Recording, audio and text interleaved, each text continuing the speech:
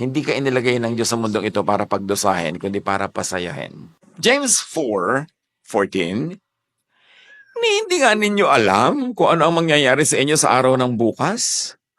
Ang buhay niya ay parang usok lamang, sandaling lumilitaw at agad nawawala. Hindi yun panakot, hindi yun pampa-negative thinking, hindi yun pampalungkot, panggising yun sa atin.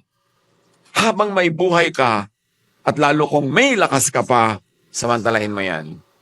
Hindi ka inilagay ng Diyos sa mundong ito para pagdusahin, kundi para pasayahin. Hindi ka inilagay dito para pahirapan, kundi ipalasap sa'yo ang ganda ng buhay. Kaya remember your Creator. And what will you remember about your Creator? That your Creator is loving, caring, that your Creator is considerate, na mahal ka niya at gusto ka niyang masarapan sa buhay habang gumagawa ka ng mabuti at tama.